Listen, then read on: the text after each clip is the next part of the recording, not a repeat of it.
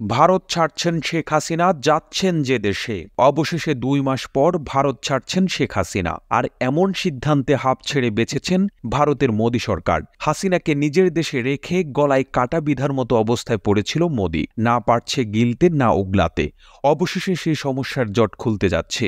আর এতেই বেজায় খুশি ভারতের পররাষ্ট্র মন্ত্রণালয় তথা হাসিনার জন্য গঠিত থিঙ্ক ট্যাঙ্ক। তারা নিশ্চিত হতে পারছে যে হাসিনাকে যে করে হোক আন্তর্জাতিক আদালতে তোলার আগেই তৃতীয় কোনো দেশে পাঠাতে পারলে বিশ্ব তথা বাংলাদেশের কাছেও কোনো জবাবদিহিতার মুখে পড়তে হবে না ভারতকে। এমনকি হাসিনাও নিরাপদে নিজের গা বাঁচিয়ে বাকি জীবন পার করে দিতে পারবেন। পাশাপাশি ওত পেতে থাকা চীনকে ব্যবসায়িক ক্ষেত্রে বাংলাদেশে একচ্ছত্র অংশীদার থেকে সরিয়ে আনার ক্ষেত্রে আর কোনো বাধা থাকলো না। এদিকে ভারতের থিঙ্ক ট্যাঙ্ক হাসিনা ইস্যুতে যুক্তরাষ্ট্রের কাছে কিছু গোপন নথি প্রকাশ করেছে। সেই নথিতে বলা হয়েছে শেখ হাসিনা কিছু সময়ের জন্য ভারতে এসেছেন এবং খুব স্বল্প সময়ের মধ্যেই মধ্যপ্রাচ্যের কোন একটি দেশে তিনি চলে যাবেন।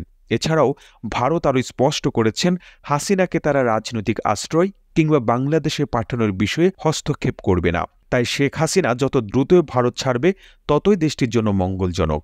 বিভিন্ন সূত্রের বরাতে জানা যাচ্ছে আমিরাতেই শেষ ঘাঁটি করবেন শেখ হাসিনা। বিশেষত সেখানে গত ২ বছর ধরে নারায়ণগঞ্জের এমপি শামীম ওসমান ও তার ভাই সেলিম ওসমান ব্যবসায়িক প্রতিষ্ঠান গড়ে তুলেছেন।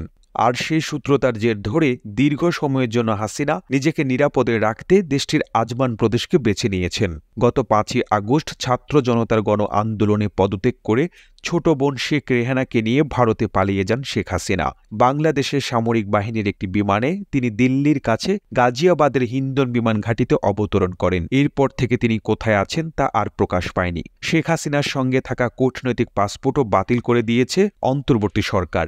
এই ধরনের পাসপোর্টধারীরা ভিসা ছাড়া ভারতে ৪৫ দিন বৈধভাবে থাকতে পারেন। ইতিমধ্যে ভারতে শেখ হাসিনা প্রায় ২ মাস ধরে অবস্থান করছেন। কূটনৈতিক পাসপোর্টে তার বৈধভাবে অবস্থানের মেয়াদও শেষ হয়ে গেছে। এখন তিনি কোন স্ট্যাটাসে দেশটিতে অবস্থান করছেন তা পরিষ্কার নয়।